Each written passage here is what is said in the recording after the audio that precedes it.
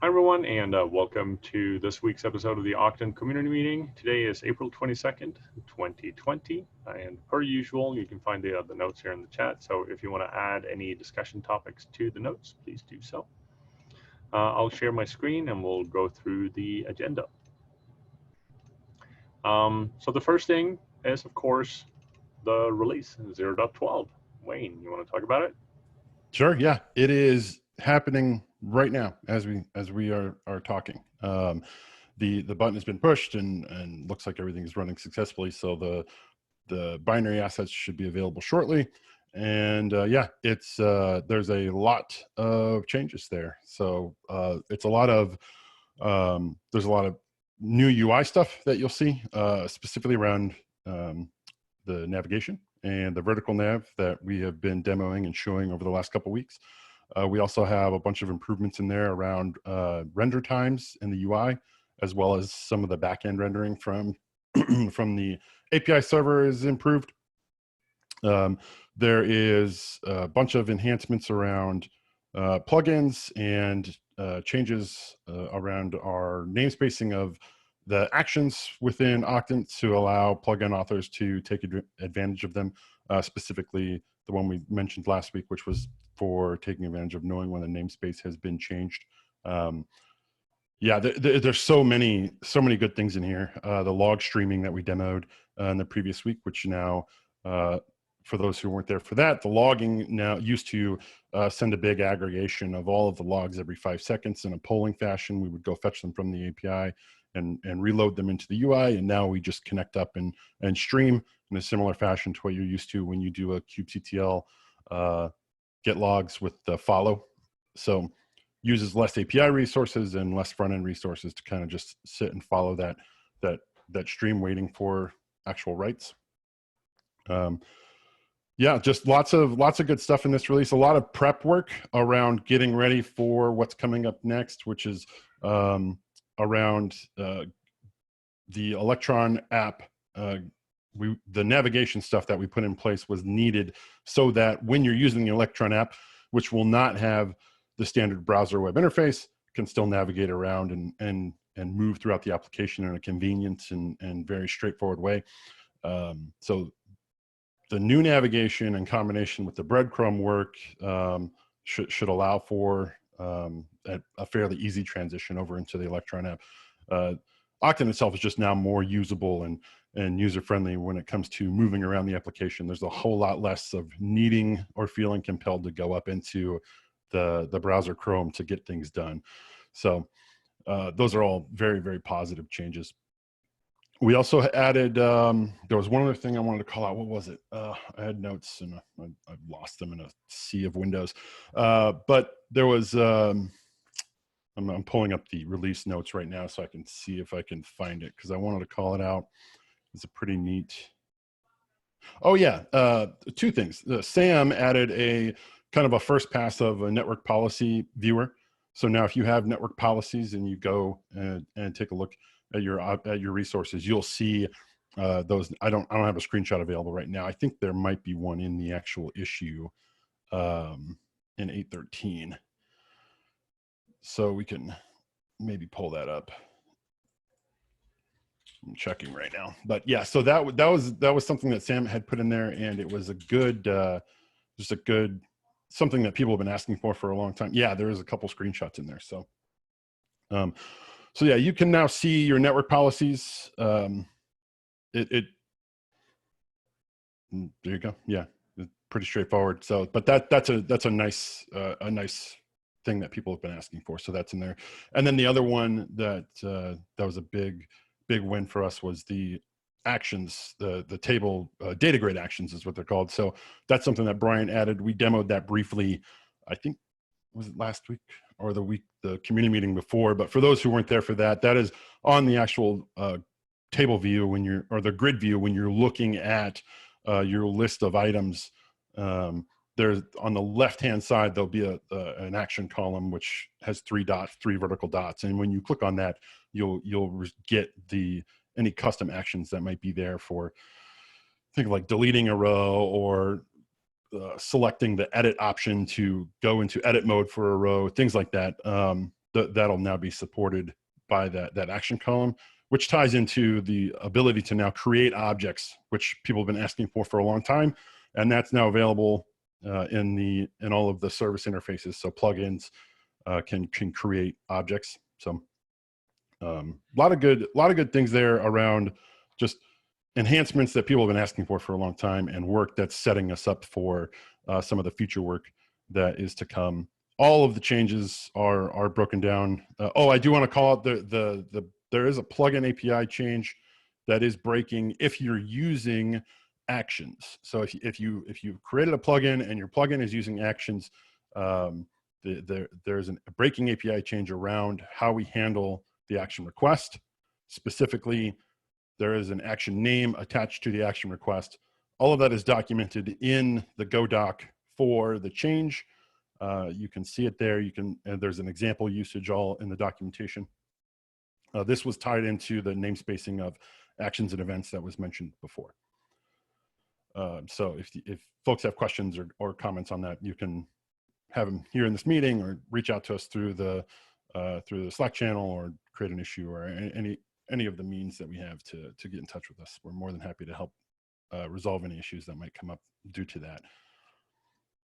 And so that's kind of a summary of 0.12. Lots of changes.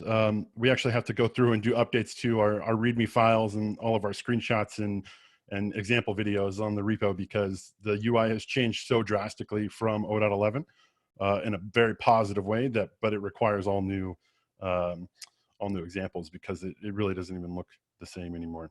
It's leaps and bounds better than what it was before. So any other things to add from people, or questions or comments about 0.12, which is currently in the oven, out very, very soon, probably by the time this meeting's over? Almost there. So yeah, I think it would be fantastic to have a little example video of what it looks like now with version 0.12, and then we can post that up on the Octant YouTube playlist as well. Yeah, I can do both of those things. I can get the little animation we have in the README updated, and I can also go ahead and create just a small YouTube clip that similar to the one we have now, where we're walking through all of kind of the top tier options and showing the different phases of the UI. I can create a new one that does that. That would be fantastic. Yeah. Brian also posted a 10-15 second GIF of Octant and just some of the functionality on his Twitter, maybe 2 weeks ago, which featured this new UI. So there might be room to reuse that as well.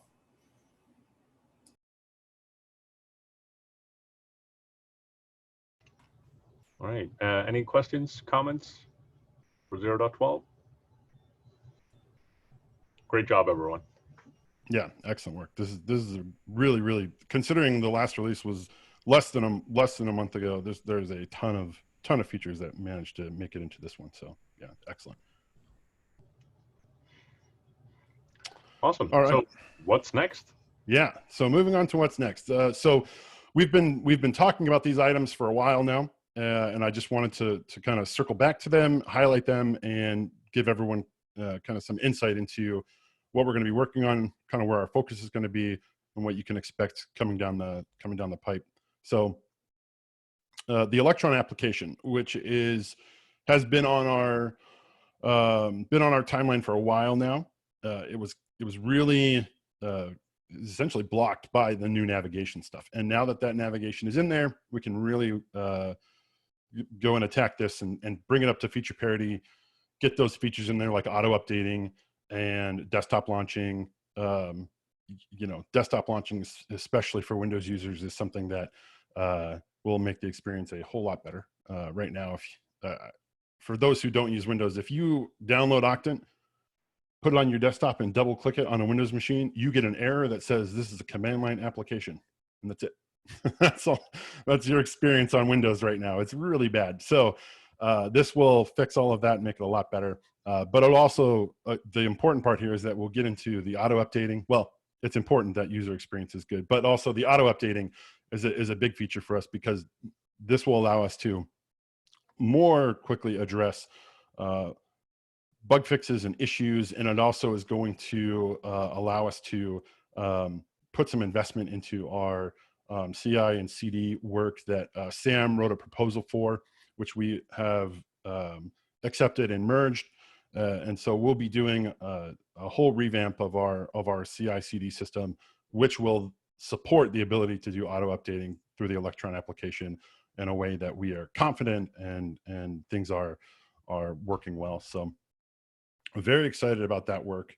It really gets us to moving in that direction towards the 1.0 that we're working towards. So the next thing of that is the YAML editor. We're going to do a first pass of just a simple editability. I don't know fully what this is going to look like yet. It will be a very stripped down version of edit, probably just taking the current read-only view, allowing it to go to a edit view, probably showing highlighting the lines that have changed since you flipped it to edit view, and then providing a save/update button. That is going to be probably the extent of the first pass of editing with the YAML editor, but it will be, considering right now there is none, it will be a huge step in the right direction. And I think it will make Octant a lot more useful for many people. I know for myself, when I'm using Octant, one of the big things that I wish I could do is just make really simple edits to some of my YAML, especially when I'm iterating quickly on something like a custom resource.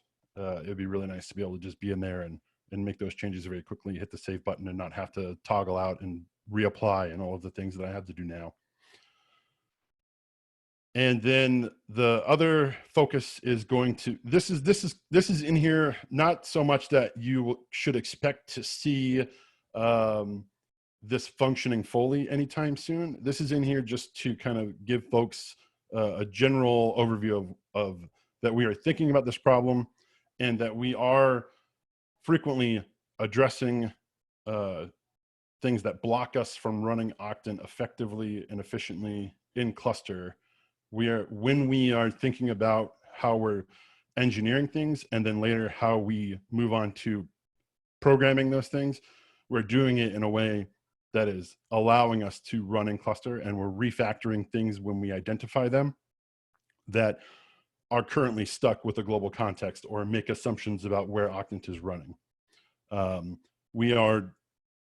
goal is to not have two separate, like, divergent code paths of Octant, where this is what Octant does for the desktop and this is what Octant does for in cluster. And fortunately, the way the backend was originally crafted, we won't have to do that. Essentially, Octant on the backend is an API that is encapsulating the Kubernetes API and then surfacing that information to a UI using a common language, in our case, a JSON stream. That JSON stream is there so that we can put any UI on top of it that we want. So when we are eventually in cluster, the same browser UI that you use Octant with now will be what you'll see.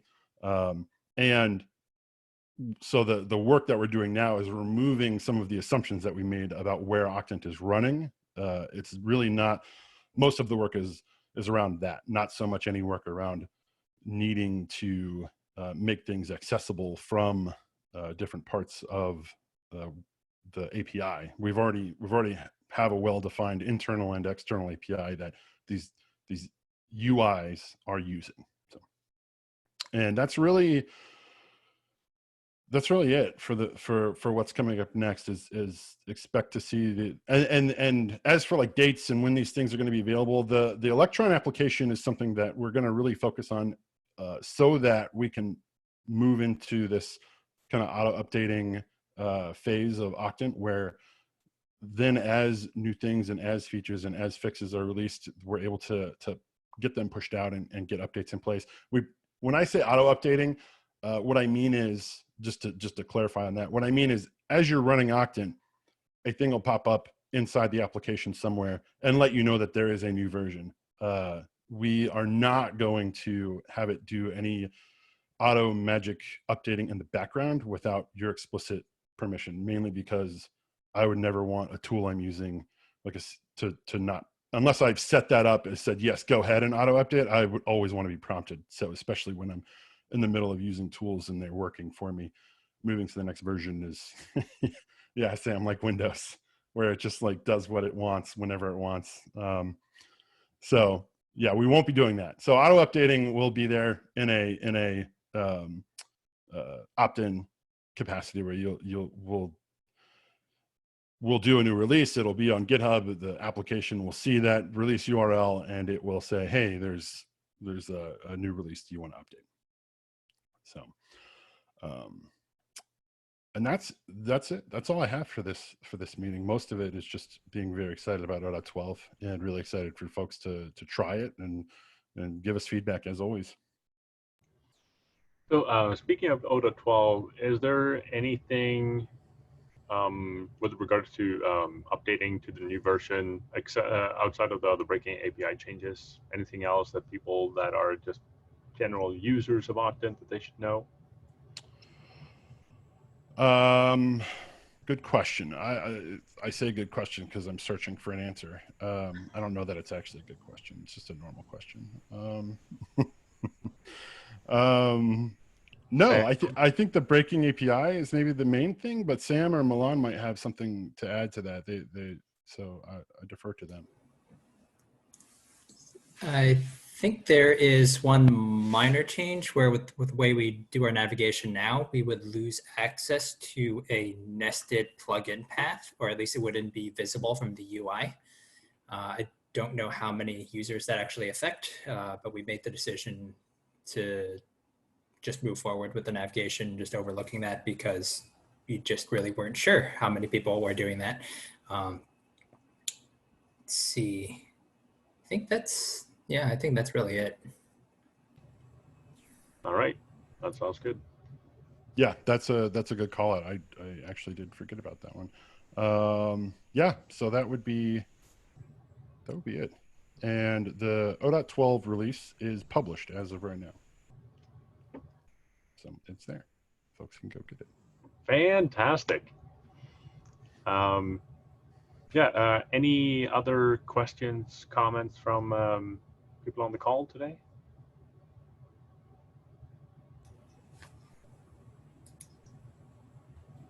All right.